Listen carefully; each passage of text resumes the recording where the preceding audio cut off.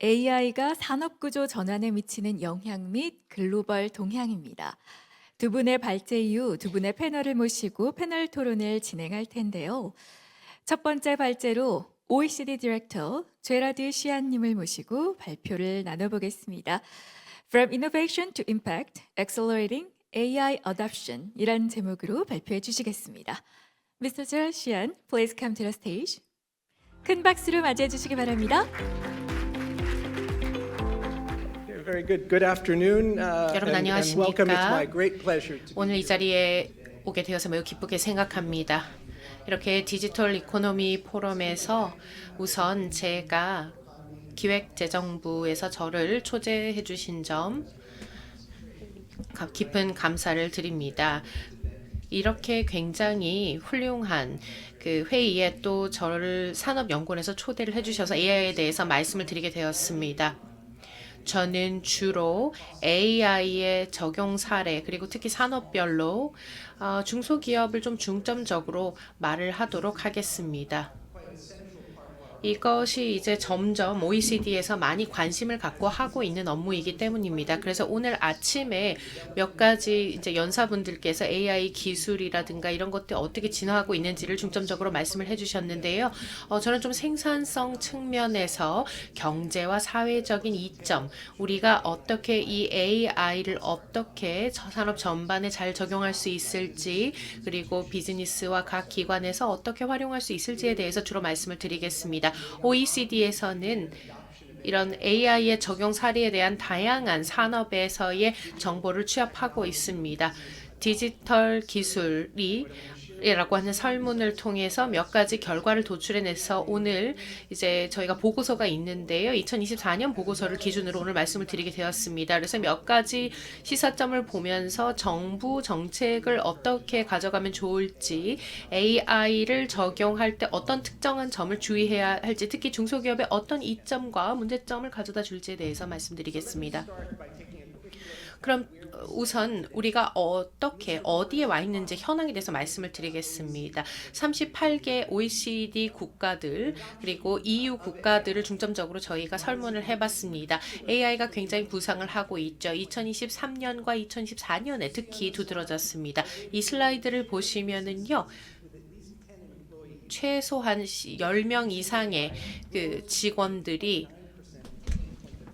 그러니까 2023년에는요 1.9%의 직원이 사용했다라고 한다면 그것이 20% 넘는 그 인구로 늘어났다는 것입니다. 1년 만에 그런 현상이 발생했고요. 그리고 이제 생성형 AI 등등으로 점점 AI가 확대되고 있는 가운데 AI를 경제 전반으로 적용을 하는 것이 아직까지는 14% 정도밖에 되지 않다라는 것입니다. 예를 들면은 클라우드 기반의 기술 같은 경우는요, 우리가 가지고 있는 데이터를 봤을 때 50% 이상 산업에 적용이 되어 있습니다. 그래서 AI의 적용이 아직까지 초기 단계입니다. 그리고 우리에게 긍정적으로 시사하는 점도 있습니다. 굉장히 그 사회적인 변혁에 많은 장점을 주고 있다라는 점을 먼저 말씀을 드리겠습니다. 그런데 조금 데이터를 집중적으로 보게 되면은요, 굉장히 큰 차이를 볼 수가 있습니다. AI를 적용할 때 기업 규모별로 어떻게 다른지 그럼 큰 기업들부터 살펴보겠습니다. 250명 이상 직원이 있는 회사들은요 굉장히 AI를 많이 사용하고 있습니다. 물론 중소기업에 비해서 그렇습니다. 2024년에는요 대기업의 40%가 AI를 사용하고 있는 것으로 나타났습니다.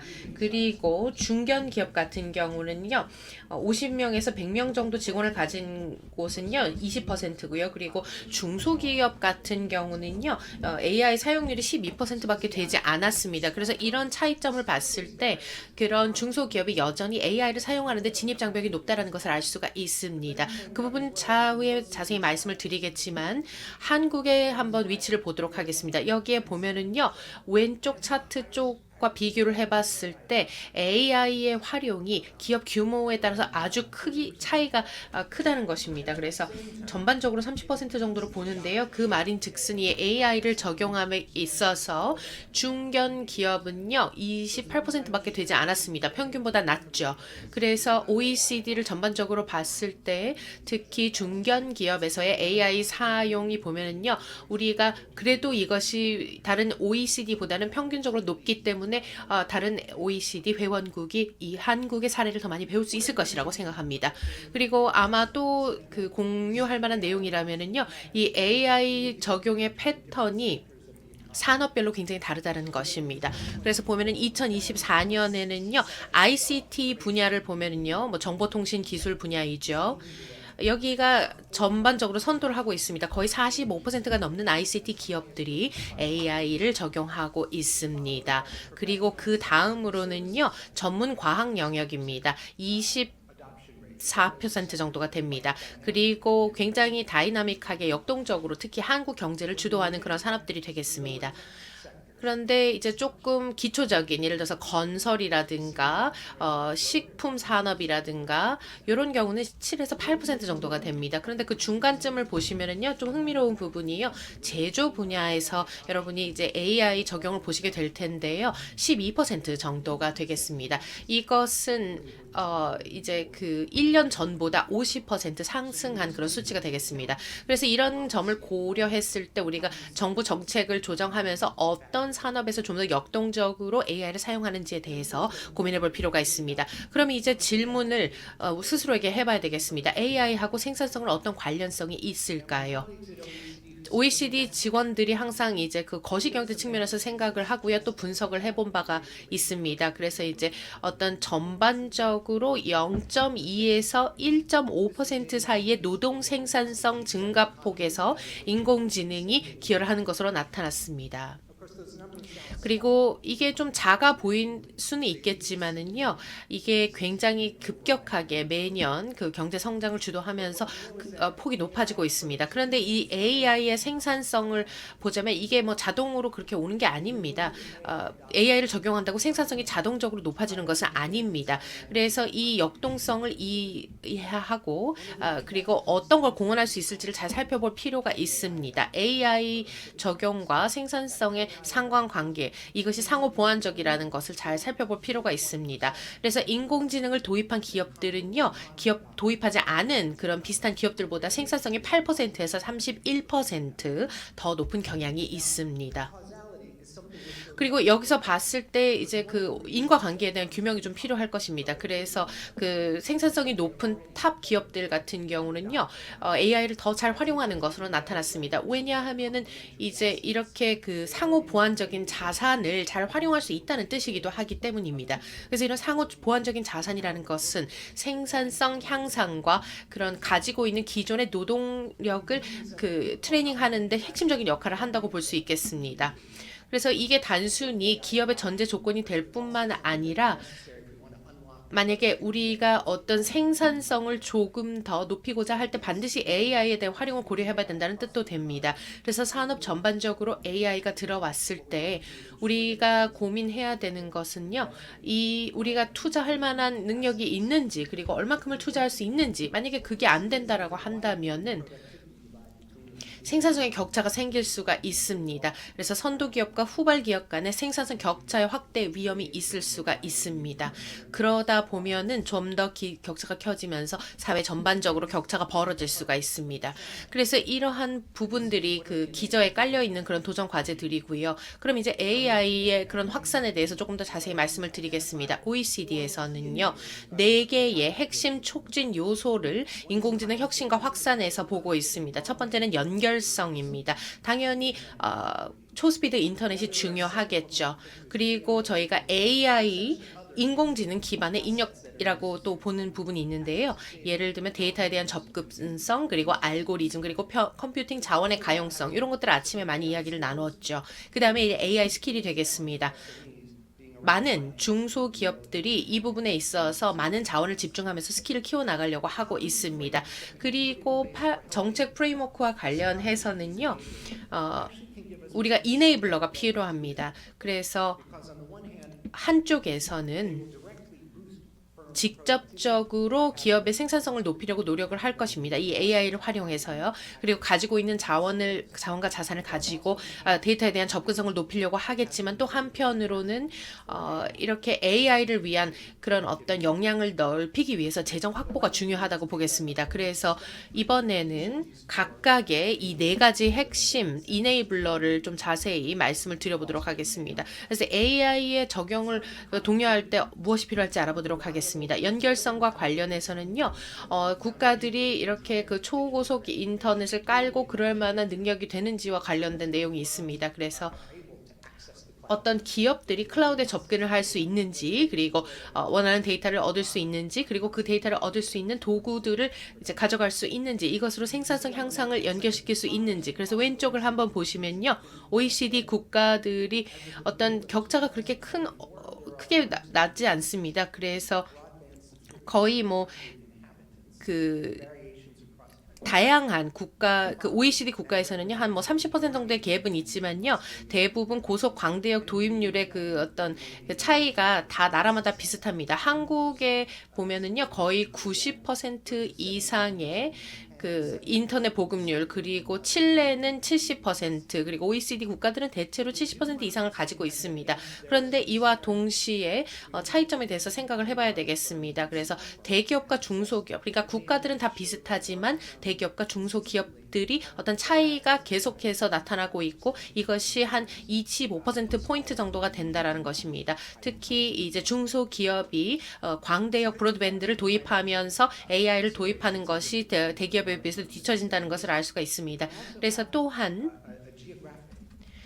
지리적인 영향도 있다라는 것을 무시할 수 없습니다. 왜냐하면 여러분이 오른쪽 그래프를 보시면 조금 보시기는 힘드시겠지만 어떤 도심의 연결성이 상단에 위치해 있고요. 그 다음에 시골 지역의 그 연결이 아래쪽에 위치해 있습니다. 그래서 이렇게 고정형 광대역 다운로드 속도가 지역별로 차이가 있습니다. 44% 정도 도심은 더 높습니다. 그런 어떤 다운로드 속도에 있어서 시골에 비해서 4% 정도가 높고요. 그리고 보통의 대기업들은 당연히 대도시에 위치하고 있기 때문에 이런 혜택을 받는다고 볼 수 있습니다. 그래서 이런 차이들은 분명히 우리가 주목할 만한 차이라고 하겠습니다. 그래서 연결성이 굉장히 중요하다. AI 도입에 있어서 당연히 AI를 도입하는 이전에 이런 어떤 초고속 광대역 인터넷망 구축이 연결성을 강화해야 된다라고 보는 것입니다. 그래서 다른 AI 자산을 볼 때 컴퓨팅 능력을 생각할 수 있는데요. AI 시스템의 어떤 그 내부 데이터 같은 것을 보면은요, 이 시스템을 트레인하기 위해서 많은 데이터가 필요합니다. 그렇다면은 양질의 데이터가 필요하게 될 텐데요. 이를 통해서 AI를 확산할 수 있을 것입니다. 그런데 이것이 또 한국에서는 더 중요하겠죠. 예를 들어서 단일 언어로 된 오픈소스의 64%, 이것이 거의 영어라고 볼 수가 있습니다. 그래서 AI 모델의 정확도를 높이기 위해서는요, 또 우리가 그 언어에 대한 이해도가 높아야 된다고 생각합니다. 오전에도 그런 부분이 나온 것으로 알고 있습니다. 그래서 소프트웨어 측면도 비슷한데요. 오른쪽 차트를 보면은요, 제 생성형 AI 파운데이션 모델이 정말 많이 커지고 있습니다. 2024년 중반부터 아주 가속화되고 있습니다. 그런데 이러한 가속의 속도와 더불어서 모든 다양한 모델에서 55% 이상이 그러니까 폐쇄형 가중치 생성형 모델이라는 것입니다. 그래서 여기에는 당연히 위기도 있습니다. 그래서 우리가 모델을 튜닝하고 여기에서 어떤 오해를 살 만한, 그리고 데이터의 오용이라든가 이런 부분에 대해서 배제를 해야 되는 문제가 있습니다. 새로운 방법을 개발을 함으로써 우리가 국가의 클라우드 컴퓨팅을 새로 이제 OECD에서 공개할 예정에 있습니다. 그래서 이런 새로운 OECD 방법론을 통해서 클라우드 컴퓨팅 가용성의 물리적 분포 추적을 할 수가 있고요. 이것이 이제 좀 세계적으로 호환 가능성이 있게끔 만들 예정에 있습니다. 그럼 그 다음 두 번째 AI 스킬에 대해서 말씀을 드려보겠습니다. 스킬이 아직까지는 부족하다라고 생각이 듭니다. 그래서 AI를 배포하는 데 있어서 조금 더 어려운 경우가 있습니다. 7개의 OECD 국가 그리고 다양한 기업들을 이제 쭉 조사를 해보았습니다. 지난 2년 동안 조사를 해보니까요. 이 스킬 같은 부분이요. 특히 OECD.ai 쪽에서 이제 이 소스를 자세히 보실 수가 있는데요. 이 인재가 이주하는 경우 그리고 인재가 이 기술을 관통시키는 어떤 보급하는 그런 부분에 대한 경우가 있습니다. 왼쪽을 보면 특정한 국가들 예를 들어서 호주, 싱가폴, 미국 같은 경우는요. 계속해서 이런 인재들이 안으로 들어오는 그러니까 국내로 유입되는 경우가 있습니다. 반대편 국가들도 있겠죠. 그러니까 빠져나가는 국가들도 있습니다. 그리고 이 국가적인 인재들이 이 기술을 계속 배포하는 것들이 그런 아까 말씀드렸던 호주, 싱가포르, 미국과 같은 국가에서는 크게 일어나고 있습니다. 그래서 ICT 같은 경우 혹은 특정화된 그 AI 기술 같은 것을 여기서 이야기를 하고 있는데요. 어떤 경우는 뭐 비판적 사고라든가 관리 이런 걸 보면은요. 온라인에서 30%가 넘는 지금 구직 광고를 보면은요. 거기서 요구하는 그 직업 스킬에 AI 스킬이 들어갑니다. 그래서 우리가 어떻게 올바른 스킬을 이렇게 그 직업을 원하는 사람들에게 제공할 수 있을까를 생각해 봐야 돼야 합니다. 그래서 이제 그 다음은 이제 제정이 될 텐데요. 결국 이 재정을 통해서 모든 그 기업들이 이제 이런 AI 기술을 획득하게 되는 거겠죠. 그래서 이제 그 벤처 캐피털 쪽에 그 투자가 어디로 들어가고 있는지 어떻게 들어가고 있는지를 조사한 경우가 있습니다. 그래 거의 64억 불이 2024년 들어갔는데요. 2022년에 64억이었고요. 그 다음에는요. 147억이나 2024년에 투자가 되었습니다. 그래서 여기서 보면은요, 이게 거의 아주 그 투자의 일부분이라는 것을 또 알 수 있습니다.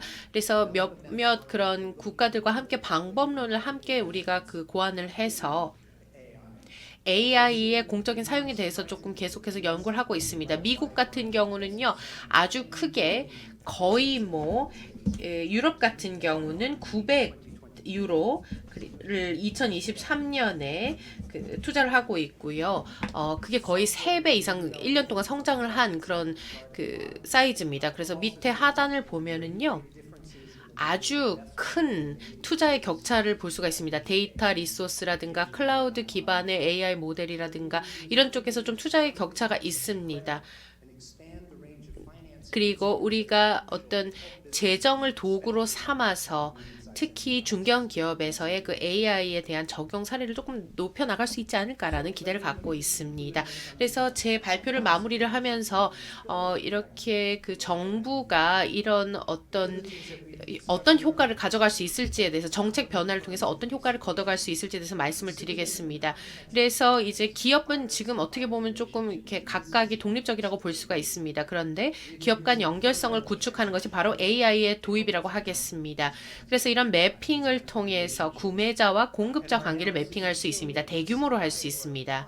그리고 이 비즈니스 네트워크 상에서 새로운 AI와 같은 기술을 도입함으로써 몇 가지 그 기술을 취득함으로써 이 네트워크를 이해할 수 있고 거기에서 주요한 플레이어로서 자신들이 원하는 스킬에 그 좀 더 중점을 두면서 사업을 영위할 수가 있습니다.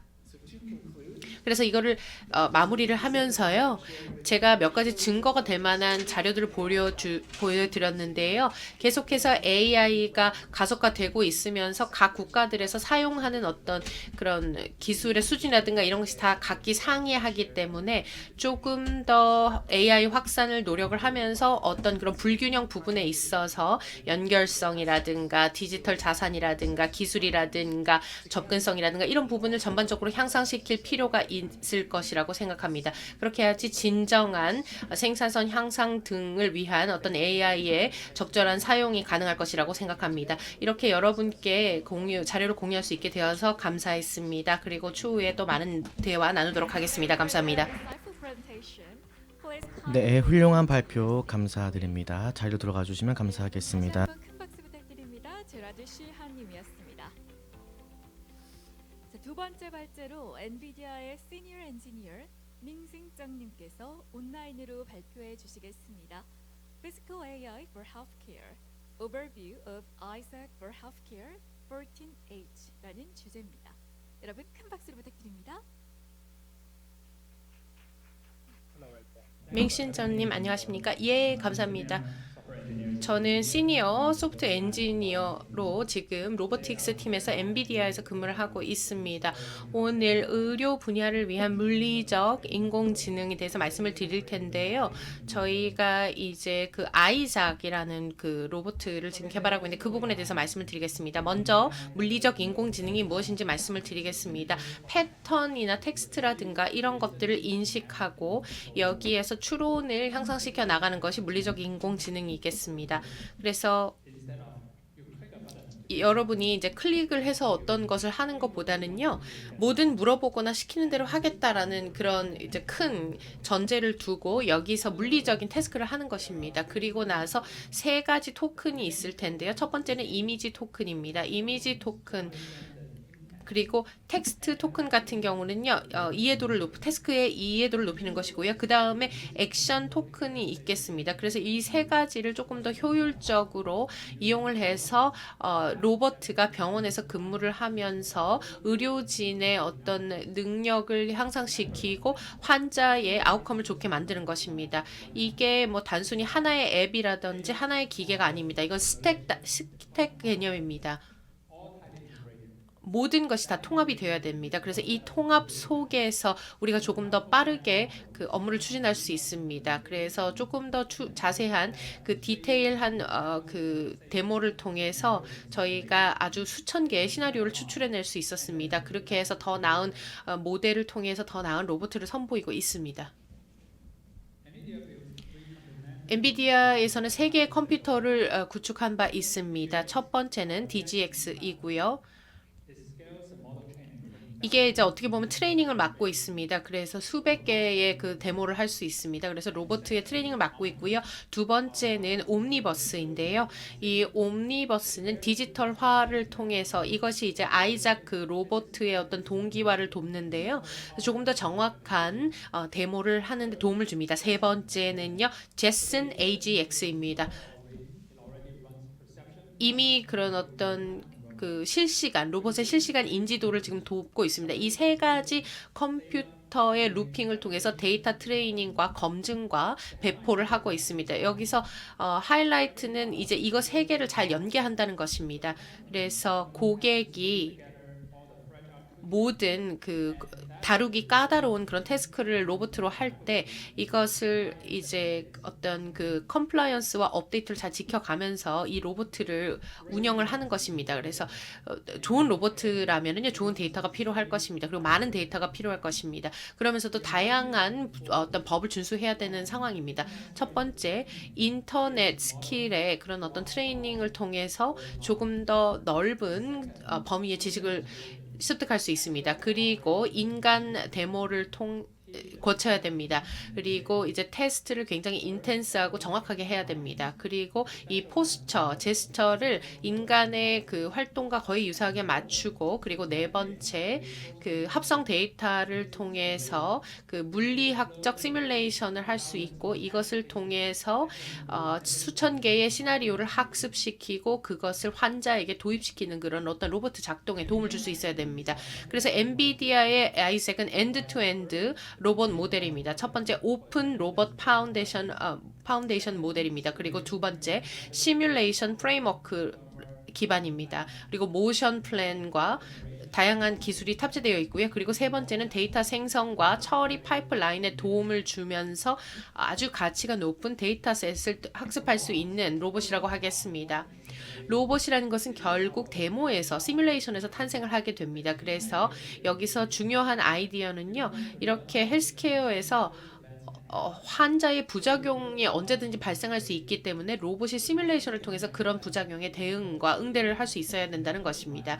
그래서 임상적인 환경에서 텔레 운영, 그 원격 운영을 통해서 우리가 뭐 룸 카메라라든가 그 다음에 이제 계속해서 애노테이션을 주석을 생성하면서 어떻게 이 테스트를 그 풀스택으로 검증할 수 있는지를 그것을 가능하게 할 수 있는 것이 바로 우리 그 구조입니다. 그래서 이 파이프라인을 통해서 이것이 굉장히 레어하지만 환자의 뭐 어떤 움직임이라든가 안전성이라든가 이런 반복성이라든가 이런 부분에 대해서 고려를 하게 됩니다. 그래서 로봇 정책이 실생활에 도입이 될 때 이미 이 그 로봇이 수천 개의 시나리오를 이미 학습하고 그것을 검증받는 그 실험을 거치는 것을 우리 목표로 하고 있습니다.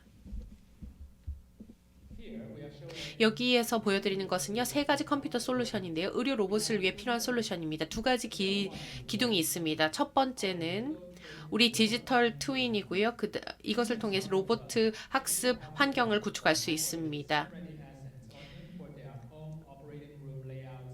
그리고 이제 그 환자의 방의 환경을 그대로 디지털 트윈에서 구축을 하게 되는 것이고요. 그리고 이제 아이잭 랩을 통해서 이미테이션 러닝 학습을 할 수 있고요. 그리고 여기서 강화 학습을 해서 시뮬레이션에 대입을 할 수 있습니다. 두 번째 기둥은요, 오른쪽에 있는데요. 실시간 코다 프로세스 플랫폼입니다. 그래서 메디컬 센서와 그 뭐 홀로스캠이라든가 이런 것들을 도움을 주는 것입니다. 이 도구를 통해서 시그널을 받아들이고 이것이 이제 그 어떤 인지 파이프라인을 구축하게 됩니다. 그래서 그 홀로 스캔 같은 경우는 앞에서 이제 이미 개발이 되었지만 이 컨트롤러를 통해서 디지털 트윈에 신호를 보내게 됩니다. 그래서 우리가 타이밍과 밴드위스 같은 경우로 광대역 같은 경우 계산을 해내게 됩니다. 그래서 디지털 트윈에서 충분히 학습을 하고 그 다음에 이제 수술실에서 실제로 이게 운영이 되는 것입니다. 그럼 이게 어떻게 이루어질까요? 우리가 이제 디지털 트윈에서 한 것을 스피노프해서 아이잭 랩에서 테스트를 하는 것입니다. 그래서 여기에서 무작위로 시나리오를 뽑아냅니다. 그래서 이제 모델이 이 스테이지를 지나면 배포를 하게 됩니다. 그래서 파트너 같은 경우는요, 여기에서 각기 다른 암을 사용할 수도 있고 카메라와 이미지 기기를 사용할 수가 있습니다. 예를 들어서 여러분이 데모를 수집할 수도 있고요. 화요일에 그걸 한다. 그러면은 이제 아주 수천 개의 어떤 이미지나 데이터 같은 거를 수요일까지 다 이제 합성을 하고 그리고 나서 주말이 되면은 데이터 디플로이를 할 수가 있게 되는 것입니다. 그래서 헬스케어 팀 같은 경우가 이런 걸 다 로봇이 해주니까 뭐 임상 실험이라든가 다른 기타 중요한 부분에 있어서 조금 더 집중을 할 수 있게 만들어줍니다. 오늘날의 현실을 봤을 때요, 로봇을 통한 그 수술 같은 경우는요, 주로 원격 수술 로봇이 많이 그 이제 도입이 되고 있습니다. 그래서 수술실 이외에서도 로봇을 많이 쓰려고 하는 게 있습니다. 그래서 여기서 굉장히 그 고해상도의 그리고 실시간 그 컨트롤을 할 수 있는 그런 기술을 도입하려고 합니다. 홀로스캔 같은 경우는요, 이미 이제 파이프라인이 구축이 되어 있고요. 그래서 많은 로봇 팔이 지금 병원에서 활용이 되고 있습니다. 그래서 환자 같은 경우는요, 이제 여기서 이제 의료 로봇의 자율성이 또 대두될 수가 있는데요. 향후에 수술실 내외에서 더 많은 작업의 자율성을 갖춘, 예를 들어서 뭐 조직 검사라든가 아니면은 전반적인 모니터링을 자율성으로 할 수 있게끔 그 로봇가 도움을 줄 수 있습니다. 그래서 이미 예를 들어서 뭐 봉합을 한다거나 이런 부분에서 로봇가 많이 활용이 되고 있습니다. 그래서 여기에서 그 엔비디아의 아이작이 지금 그 어떤 특징을 그 강점을 발휘하게 되는 것입니다.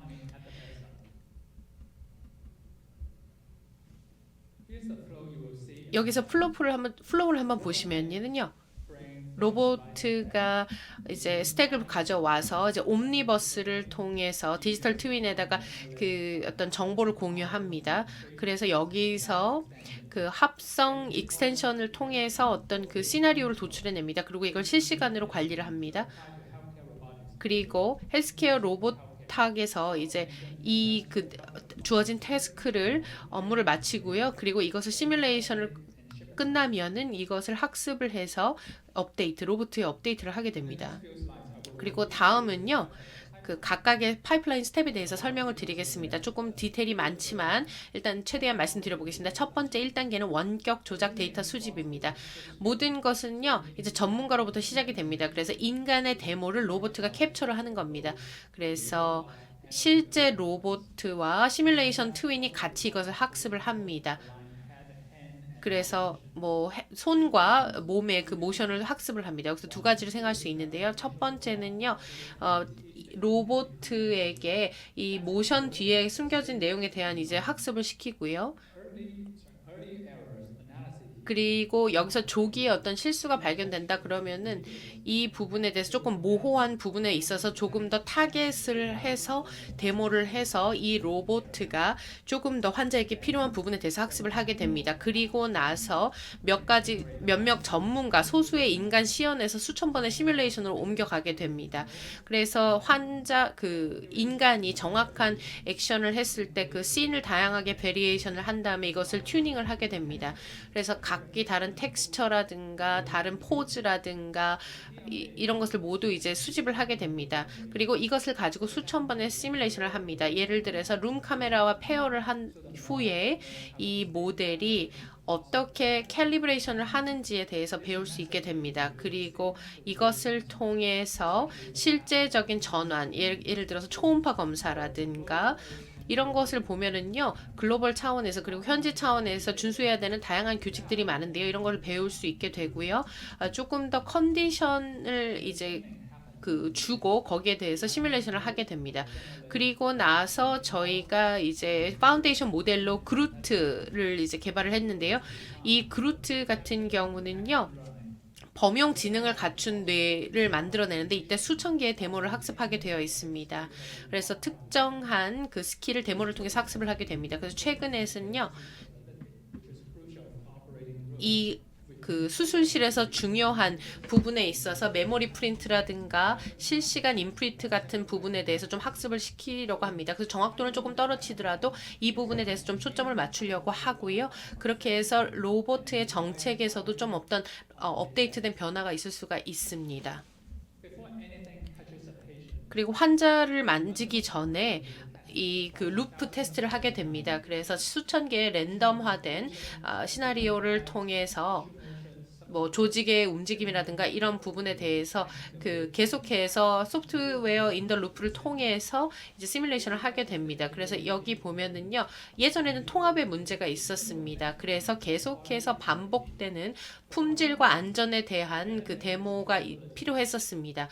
많이 향상이 되었고요. 그래서 모든 모델 같은 경우는요. 밸리데이션을 갖고 있고요. 옴니버스, 아이잭 그리고 모든 테스트를 통과했습니다. 그래서 또한 여기에서 그래서 의료에서 규정하는 모든 그 규제도 다 학습이 되어 있고 이것을 다 통과하는 그런 시뮬레이션을 거쳤습니다. 그리고 마지막으로 제슨 AGX에다가 이 학습한 내용을 배포를 하는 것입니다. 결국은 두뇌와 몸이 만나는 것입니다.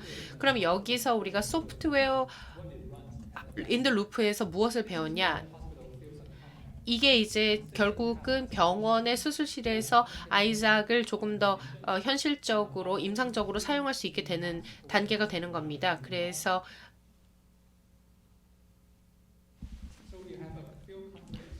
몇 가지 아주 확실한 그 증거를 저희가 어떤 수집을 했는데요. 아이작 랩에서 데이터를 수집하고 초음파 스캐닝을 하기 위해서 이 그루트로 모방 학습 정책 훈련을 했습니다.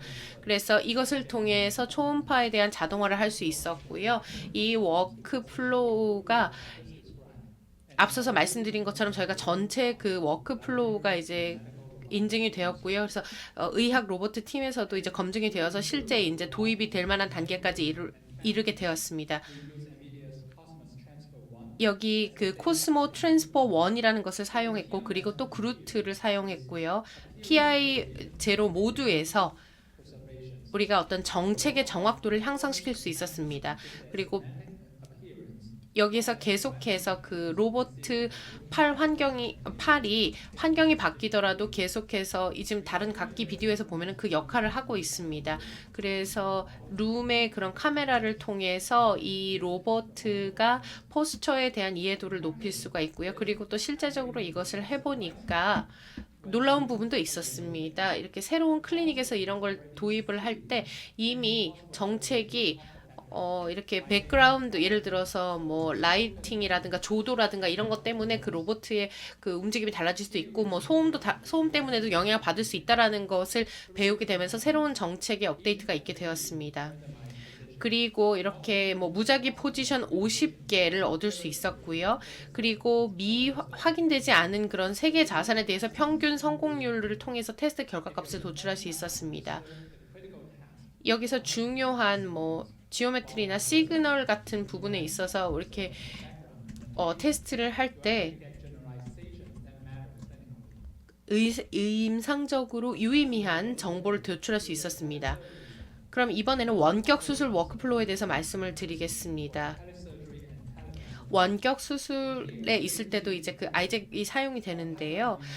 지연이 조금 낮춰지는 게 중요하겠죠. 그래서 이 같은 경우는요, 4K 60 fps 카메라에서 HSB 여기서 이제 GPU가 그 17ms/인 GPU를 쓰게 되고요. 이거를 통해서 캡처를 하게 됩니다. 그리고 인코딩은요 14ms/고요. 그리고 디코딩은 16ms/로 하게 됩니다.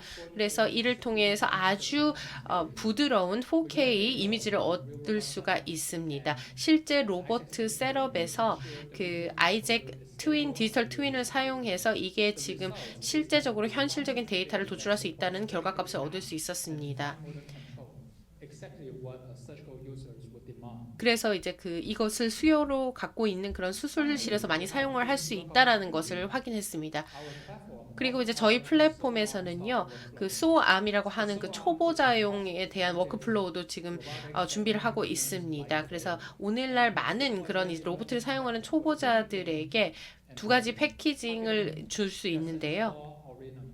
제슨 토르 그리고 오린 그리고 DGX 스파크에서 즉시 배포가 가능한 워크플로우입니다.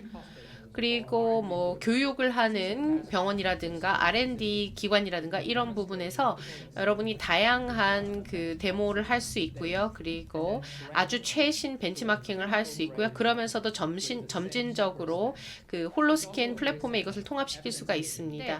우리가 조금 더 디지털 트윈이나 이런 것을 통해서 수술실 환경을 구축하고 프로토콜을 계속해서 학습을 시킴으로써 이 그 아이잭을 조금 더 업데이트 시킬 수 있을 거라고 생각합니다. 그래서 이런 다양한 임상 전문가들이 로봇 공학자들과의 협업으로 이렇게 많은 그 데모를 할 수 있었다는 것을 말씀드리고요. 그리고 또 스킬도 트레이닝 시키고 있습니다. 그래서 실시간으로 검증할 수 있는 임상적으로 검증 가능한 그런 결과를 도출할 수 있는 그런 로봇을 만들 수 있게 된 것입니다. 그래서 가치는 분명히 여기 있습니다. 그래서 많은 다양한 아주 장점이 있는 그런 요소들이 있지만 결국은 이것을 다 통합을 해서 헬스케어에서 조금 더 공헌을 해줄 수 있지 않을까라는 생각이 듭니다. 제 발표는 여기까지 마치겠습니다. 감사합니다. 감사합니다. 두 번째 세션의 주제는 글로벌 시장에서의 AI 스타트업 해외 진출 전략과 과제입니다. 첫 번째 발제로 주식회사 NS데블의 신승용 이사님께서 발표해 주시겠습니다. 네, 안녕하세요. 저는 NS데블의 신승용이라고 합니다. 저는 글로벌 R&D와 전략을 책임지고 있습니다. 오늘 저희는 약 15년 동안 글로벌 많은 나라들을 다니면서 연구를 해왔고요. 그리고 또 실제 현장을 바꾸기 위해서 노력한 사례들을 중심으로 저희의 경험을 공유하고자 합니다.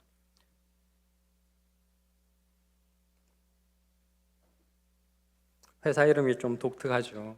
NS데블이라고.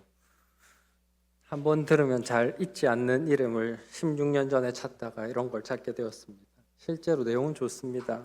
노스타 디벨로퍼스 빌리지라고 시작한 멤버들이 전부 다 개발자 연구원들이었거든요. 그래서 남들이 가지 않은 길을 새로운 것을 만들어 보자라는 취지로 시작을 했고 저희는 교육을 바꿔보기로 했습니다.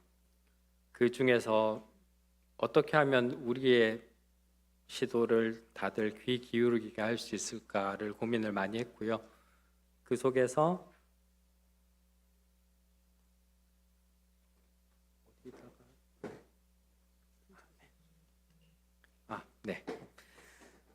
시도를 하게 되었고, 저희는 기술 중에서도 교육 기술 중에서도 시험에 집중했습니다.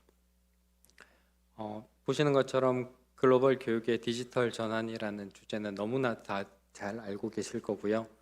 저희는 기술을 통해서 교육의 경계를 허물고 또 전 세계 모두에게 교육의 기회를 평등하게 제시할 수 있는 방법을 기술에서 찾고자 했습니다. 순수한 교육자가 듣기에는 거북할 수도 있지만 기술을 하는 저희에게는 가장 효과적인 방법이 기술이라고 생각했습니다. 기술이 교육의 벽을 낮추고 다자간 협력이 미래를 연다는 생각으로 국가의 다양한 민관학 파트너십을 통해서 기술과 비전을 공유해 오고 있습니다. 이를 위해서 필요한 도구로서 UBT, UBL 그리고 클라우드 인프라와 같은 필수 불가결한 기술들을 각국의 사정에 맞도록 연구 개발하고 또 실증하는 활동을 아까 14, 15년 가까이 지속해서 그 성과를 도출해 나가고 있습니다. 포용적 기술과 협력을 통해서 디지털 격차 해소에 기여하고 나아가 글로벌 인적 자원 개발 영역과 고용 시장 영역 간의 연결자로서 역할을 하는데 주력하고 있습니다. PBT, CBT, IBT, UBT 한 번쯤은 들어보셨을 겁니다. PBT는 종이를 기반으로 하는 시험을 얘기하고요. CBT, IBT는 컴퓨터로 인터넷을 통해 하는 시험을 말합니다. UBT는 2012년경에 저희가 최초로 주장했던 새로운 용어였고요. 그때 시작하기로는 이 단어가 다음 교육의 미래의 표준어로 쓰이면 좋겠다라고 생각했는데 이제는 점점 그렇게 쓰이고 있고 몇몇 나라에서는 백과사전에 들어간 걸 보고 마치 저희가 QR코드를 만든 일본 덴소가 된 것 같은 착각을 가끔 하기도 합니다.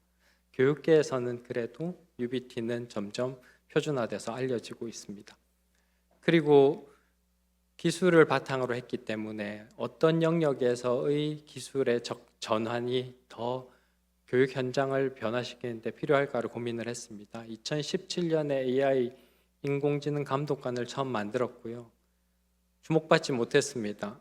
그런데 불행인지 다행인지 코로나가 터졌죠. 그래서 가장 잘 준비되어 있던 저희가 많은 기회를 가졌습니다. 비즈니스적으로 접근은 잘 못했지만 그래도 여러 나라에 기술을 기부하고 지원하면서 그 나라들이 코로나 시국에 자연스럽게 시험과 평가가 유지될 수 있도록 지원을 많이 했습니다. 그 이후에 저희는 좀 더 편리하게 모두에게 다가갈 수 있는 방법들이 필요했고 그래서 웨일 UBT라는 새로운 플랫폼의 UBT와 인공지능들을 접목하기 시작했습니다. 그게 한국에서는 오늘 주제와는 조금 다르긴 하지만 근본이 되는 한국에서는 교육청, 서울시 교육청, 광주 교육청 그리고 많은 기관들이 점점 웨일 UBT를 도입해서 학생들의 평가에 활용하게 하려고 하고 있습니다. 그러면 왜 또 무엇을 위해서 어떤 것을 가지고 할 수 있을까? 우리는 무엇을 준비해 왔는가를 보면 이렇습니다. 교육이라는 카테고리를 얘기하다 보면 모든 게 복합되어 있다는 것을 알게 됩니다. 단순히 시험 프로그램을 잘 만들어서 학습 관리 프로그램을 잘 만든다고 절대로 교육을 바꿀 수 없습니다. 그래서 저희는 15년간 필요한 모든 기술들을 누군가는 오픈소스로 공개한 것을 잘 활용했고 또 어떤 것은 직접 개발해 왔습니다. 그렇게 하다 보니 15년 후에는 거의 모든 영역의 기술을 자체적으로 가지게 되었습니다. 첫 번째는 가장 쉽게 얘기하면 이런 거였습니다. 10여 년 전에 2014년에 몽골에 처음 발을 디뎠습니다. 뭔가를 살 수 있는 곳은 아니었습니다. 그런데도 불구하고 시작을 해야 했고요. 그러려면 우리의 기술을 전달해야 되죠. 전달해야 되는데 환경이 준비되어 있지 않습니다. 그러면 무턱대고 기업이니까 CSR이라는 이름으로 그냥 도네이션을 하는 건 쉽지 않습니다. 기본적으로 드는 비용이 있기 때문입니다. 우리가 쓰기 위해서 AWS나 이런 것들을 숨만 쉬는데도 비용이 나가는 기술들이 상당히 많습니다. 이걸 다 해결하기 위해서는 결국 우리 손에 우리의 기술로서 관리할 수 있어야만 최초의 진입 장벽을 낮추고 진입한 다음에 이 기술이 얼마나 효용성이 있는지 보여줄 수 있고 그 이후에 그 국가의 교육을 바꿀 수 있다는 것을 깨닫게 되었습니다. 그래서 이렇게 다양한 기술들을 만들었습니다. 그리고 계속 연구해 가고 있습니다. 아까 말씀드린 것처럼 세계 최초로 최초인 것 같습니다. 검색해 보면 논문에 덴탈 관련 논문에 미국 논문에 처음 실린 건 아마 이게 맞는 것 같습니다. 인공지능 감독관 기술이라는 걸 가지고 사람 감독관과 함께 인공지능 감독관이 시험을 쳤다. 그래서 잘 관리했고 비용을 줄일 수 있었다. 효율도 있는 것 같다. 그런 논문이 최초로 하나 쓰여진 적이 있습니다. 그래서 저희는 이렇게 얘기를 하고 있고요. 그리고 한국의 의사 자격 관련 시험들도 상당히 많이 UBT로 전환되었습니다. 제가 알기로는 의사 요즘 사회적 문제는 있지만 인턴, 레지던트, 전공의 선발 시험 이런 시험들이 다 UBT로 전환되었습니다. 2명의 전문의 또는 교수님 또는 인턴 레지던트들이 감독을 합니다. 그러면 두 분에게 나가는 비용도 있고 꽤 많은 시험장이 동시에 수천 명을 치니까 감독관이 많이 필요합니다. 그런 것들을 해결하기 위해서 어떻게 하면 좀 비용도 줄이고 교수님들의 노고도 좀 줄여드릴까? 그러면 더 UBT가 잘 확산될 수 있겠지라는 생각으로 오랫동안 로봇 감독관 또 이 시험을 단순히 컴퓨터만 쓰는 게 아니라 태블릿도 쓰기 때문에 태블릿의 장점은 간편하게 어떤 곳이든 시험장으로 전환할 수 있다는 장점이 있지만 단점으로는 누군가 옮겨야 되는 거죠. 저희 직원들이 참 많이 시험을 치는데 그걸 다 들고 다니는 게 처음에는 몇십 대 되지 않았습니다. 그리고 몇백 대까지도 괜찮았습니다. 저도 한 400대를 날라봤거든요. 근데 그게 몇천 대가 되니까 이건 이제 도저히 안 되겠더라고요. 필요에 의해서 기술이 계속 개발되는 겁니다. 우리를 좀 도와주면 좋겠다. 그래서 로봇을 만들기 시작했고 일부 지역에서는 이제 로봇이 저를 따라다니면서 기기를 좀 가져다 주기도 하고 그랬습니다. 그리고 여러 알고리즘들을 직접 개발하면서 AI를 접합하기 시작했습니다.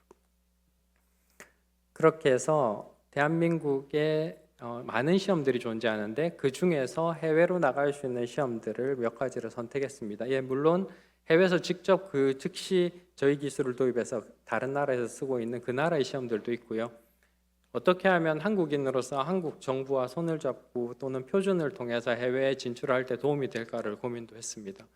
대한민국에 유입되는 공식적인 한국어 시험은 두 가지가 있습니다. 유학생이 시험을 치러야 되는 한국 교육부 산하의 토픽 시험, 그리고 대한민국에 오는 노동자라면 반드시 통과해야 되는 EPS 토픽이라는 한국 노동부의 관리하에 있는 시험이 있습니다. 두 시험 중에 현재는 결론은 두 시험 다 저희 기술을 쓰고 있고요. 그 중에 하나인 한국의 노동자로 오기 위해서 비자를 취득하는데 반드시 통과해야 되는 시험 EPS 시험에 AI가 도입되었고 그게 저 코로나 때 마스크를 쓴 채로 날아가서 시험도 치고 실행도 하고 실증도 해서 결국은 도입이 되었죠. 첫 번째는 안면을 인식해서 이 사람이 정말 부정행위를 하지 않는 대역이 아닌지 진짜인지를 확인하는 AI. 얼마 전에 한국에 기사도 났더라고요. 또 노동부에서 기사 보도 자료도 보냈더라고요.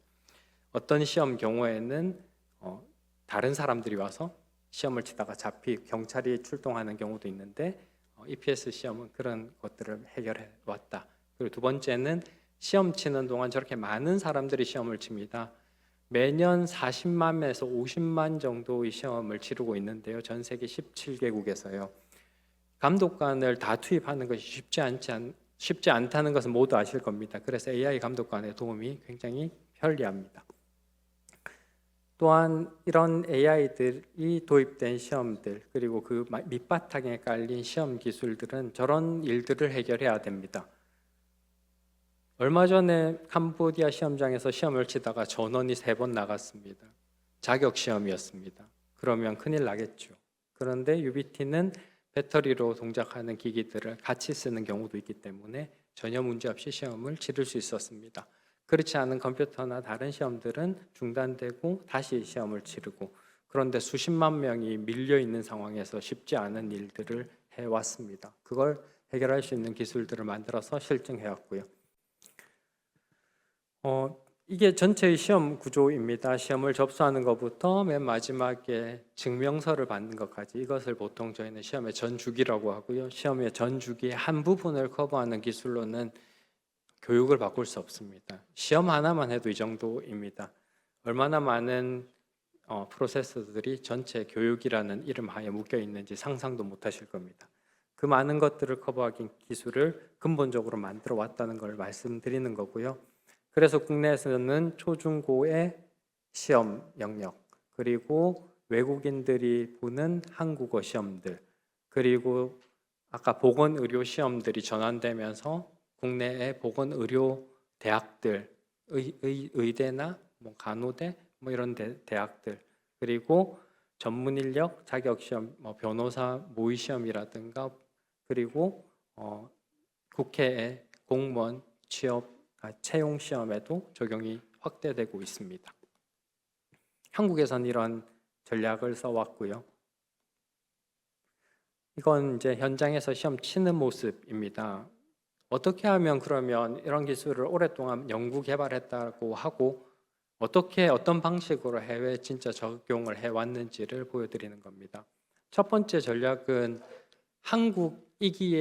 한국이라서 할 수 있는 것들을 잘 찾아야 됩니다. 그 어떤 기술도 그 어떤 카테고리도 그 나라에 가면 우리가 갈 때는 없을 수도 있지만 결국은 그들도 따라옵니다. 또 만들어갑니다. 그럼 결국 우리는 도태됩니다. 시간이 지나면 지날수록 우리는 거기서 자리 잡을 수가 없게 됩니다. 그러면 첫 번째 가장 손쉬우면서도 어려운 영역, 한국이라서 할 수 있는 것, 그거 찾는 것, 그게 의미가 됩니다. 저희는 그래서 한국어를 찾았습니다. 아직 한국어 시험은 종이로 하고 있었고 또 가끔 컴퓨터로 하는 곳이 있었고, 하지만 인프라가 17개 나라, 저렇게 열악한 17개 나라 인프라에서 커버하는 시험 종류는 존재하지 않았고, 그래서 가진 기술이 잘 받쳐지는 UBT로 그 나라들을 바꿀 수 있음을 증명했고, 그래서 한국어 시험의 표준 기술이 되었습니다. 그리고 그 바탕 위에 다음 남아있는 나머지 한국어도 시도를 했습니다. 그래서 두 가지 공인 한국어 시험 모두에 기술을 넣을 수 있었습니다. 이 다음은 이 기술을 바탕으로 시장을 확대하는 것이 되겠죠. 더 나은 기업의 입장에서는 새로운 진입 장벽을 계속적으로 연구 개발한다는 것은 만들어낸다는 것이고요. 개인들과 정부의 입장에서는 더 나은 기술들이 계속 쏟아져 나온다는 것입니다. 그래서 더 나은 교육과 더 나은 방식의 평가를 받을 수 있다는 것. 서로 상충하는 것 같지만 서로 보완하기도 합니다. 할 이유가 없으면 옛날 방식으로 유지하면 되니까요. 그러면 지금도 종이로 내는 인쇄소만 성행하면 될 거니까요. IT나 AI는 필요 없을 수도 있죠. 또 거꾸로 그런 경쟁이 많아지고 또 필요가 있으니 저희 같은 기업들이 또는 연구소가 더 깊게 연구해서 더 다른 더 나은 제품들과 기술들을 내놓게 되겠죠. 어쨌든 첫 번째 전략은 한국인이라서 할 수 있는 것을 찾아보자라는 겁니다. 두 번째, PPP입니다. 2015년, 16년부터 한창 많이 듣던 얘기죠. 민관협력입니다. 관이 가고 민이 따라가거나 민이 가고 관이 협력하거나 다양한 스토리가 있습니다. 민관협력은 서로를 보는 평등한 대상으로 여겨보자라는 거였습니다. 혼자 하기보다는 같이 하는 것이 훨씬 효과적이라는 것 하나. 두 번째는 민의 속성과 관의 속성이 설령 다를지라도 나라라는 이름에서는 나갈 때는 결론은 동일합니다. 결국 우리의 모습, 우리의 나라라는 이름으로 수출하게 되고 함께 나가는데 그게 관이 수익을 낼 수는 없지 않습니까? 그때는 민이 그 역할을 하자는 거죠. 그래서 민관 협력 바탕으로 시장을 개척해 왔습니다. 단순히 가서 좋은 제품이 있으니 저렴하게 드릴게요, 사세요, 이런 개념이 아니라 가서 서로 협력하면서 민의할 수 있는 것과 관의할 수 있는 것을 그냥 기본 속성은 나눠져 있지만 한 바구니에 담고 하나의 목표를 위해서 함께 해본 것입니다. 그래서 보시는 것처럼 민관 협력의 바탕으로 교육 사업도 같이 해보고 교육의 증진을 위해서 활동이죠. 정확하게 하면 사업이라고 하는 건 헷갈릴 소지가 있기 때문에 활동이라고 하겠습니다. 민관 협력 기반으로 국가의 평가를 바꿔보는 활동, 몽골, 필리핀의 대입 시험, 그리고 많은 나라들의 시험들을 그 나라의 니즈에 맞게 민관 협력을 해보았습니다. 그럴 때 효과적으로 시장에 진입이 가능하다는 것을 알게 되었습니다. 단순히 좋은 기술을 가져가서 서비스의 개념으로 파는 것이 아니라 그 나라의 문제를 함께 고민하고 그걸 푸는데 민의 기술과 민의 방식을 적용하는 방식은 꽤 잘 통하는 방식입니다. 유사하긴 한데 조금 다릅니다. 공동협력 연구 바탕입니다. 이것도 결국 민관, 학이 보통 결합됩니다. 단순히 기술만 제시하고 기술을 트라이얼로 제시하는 것이 아니라 근본적으로 연구를 해보는 것입니다. 아까 2번과 결합되는 일이 많습니다. 공동으로 새로운 기술을 가지고 그 나라가 가지고 있는 또는 그 영역이 가지고 있는 문제점을 연구해보고 해결함으로써 그들에게 효용성을 제공합니다. 실제 도입되냐 안 되냐는 그것과 아무 상관없다는 것을 20년 이상의 경험으로 알고 있습니다. 그래서 그런 나이브한 생각은 하지 않은 지 참 오래되었습니다. 하지만 민관협력의 연구의 바탕은 꽤 의미가 있음을 저희는 알고 있고 그렇게 해가고 있습니다. 실제로도 3년 전부터 유럽이라는 시장을 진출하기 위해서 단순히 좋은 기술을 가져가는 것이 아니라 유럽에 있는 각 나라마다 하나의 대학을 파트너로 선정했고 그렇게 선정한 약 17개, 한 20여 개 될 겁니다. 각 나라에 하나씩 독일의 루르보훔, 영국의 셰필드, 그리고 이탈리아의 시에나 외국인 대학교 이런 식으로 스페인, 서유럽부터 동유럽 그리고 북유럽에 이르기까지 모든 대학들 하나씩을 과도 상관없고 하나씩 선택한 다음에 거기에 기술을 도입하기 시작했습니다. 그래서 함께 연구하고 만들어내는 결론으로 확대를 할 수 있게 되는 겁니다. 올해 제가 방문해야 될 나라 중에 독일과 영국에서 가장 빠른 신호가 오고 있습니다. 실제 해보니까 효과가 있다. 그래서 조금 더 해보고 싶다. 조금 더 해보자. 지난주에 메일을 받았습니다. 독일의 교수님이 처음으로 저희가 더 이상 푸시하지 않고 스스로 하시는 걸 들었거든요. ODA과 국제협력 사업이 있습니다. 우리나라가 많은 활동을 하고 있습니다. 그래서 그 사업 위에 활용해서 첫 도입을 추진하는 겁니다. 저희 경우에는 네팔, 베트남, 그리고 모잠비크의 경우에 이걸 활용해 보았습니다. 물론 직접 오플라이한 적은 없습니다. 다른 기관과 함께 해왔습니다. 정부사업 프로그램 활용하는 방법이 있습니다. 지난달에 한국 과기부 산하의 니아와 함께 한 카자흐스탄 협력 사업 바탕 위에 저희 AI 기술을 도입하는 것을 이제 시작했습니다. 그리고 한국 코트라와 함께 협력하면서 모잠비크의 국립대학과 계약을 맺어서 AI 교육 기술을 접목하는 것을 시작했습니다. 그리고 현지 파트너십입니다. 이건 일반 기업이면 다 아는 거라서 생략하겠습니다. 결국 주요 사례가 된 건 몽골이고요. 몽골은 저희가 2023년에 9년 정도 노력을 통해서 관계를 쌓았고 많은 시험을 쳐서 충분히 기술을 인지시킨 다음 결국 몽골 700개 공교육기관 중 현재 300개를 저희와 네이버, 코트라와 함께 교실에 하나씩의 스마트 교실을 모두 구축하였고 앞으로 그 바탕 위에 보시는 것처럼 시험을 치고 있습니다. 올해만 해도 50만 번 이상의 교사 자격 능력 평가를 했고요. 그리고 학생들 시험도 계속 확대되고 있습니다. 이런 걸 바탕으로 저희는 해외 진출을 해왔고 올해는 그 기반 위에 쌓아놓았던 오랫동안에 축적된 데이터와 AI 기술을 바탕으로 한국어 교육과 평가 이런 부분에 더 집중할 계획이고 현재 노력 중에 있습니다. 고맙습니다.